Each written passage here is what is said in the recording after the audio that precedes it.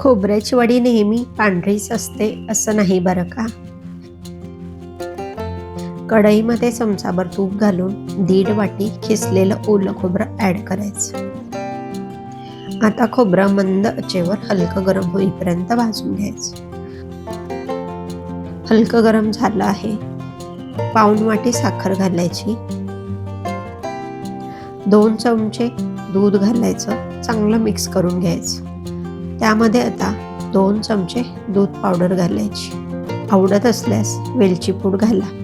हे मिश्रण मंद आचेवर एकसारखं हलवत शिजवून घ्यायचं. हळूहळू मिश्रण घट्ट होत जाईल. तुम्हाला पांढरी शुभ्र दिसणारी वडी आवडत असेल तर खोबऱ्याची साल खिसण्या अगोदर काढून घ्या आणि या स्टेजला गॅस बंद करा. मला खमंग वडी आवडते म्हणून मिश्रण मी जास्त वेळ भाजून घेते. यामुळे वडीला छान खमंग चव येते. ताटाला थोडंसं तूप लावून मिश्रण त्यामध्ये काढून घ्यायचं. वाटीच्या तळाने हलका हलका दाब देत एकसारखं पसरवून घ्या.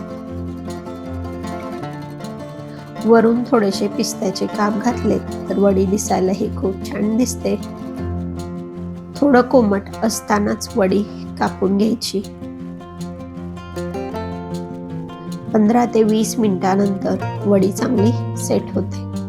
अगोदरच कापून घेतल्यामुळे नंतर कापताना जास्त त्रास होत नाही आणि वडी अगदी सहजपणे कापली जाते. सुरीने किंवा काट्याच्या चमच्याने वडी वेगळी करून घ्यायची. पहा, आपली खमंग खोबऱ्याची वडी तयार आहे. तुम्हाला पांढरी शुभ्र दिसणारी की अशी खमंग भाजलेली वडी आवडते? कमेंटमध्ये नक्की सांगा. भेटूया लवकरच. तोपर्यंत काळजी घ्या.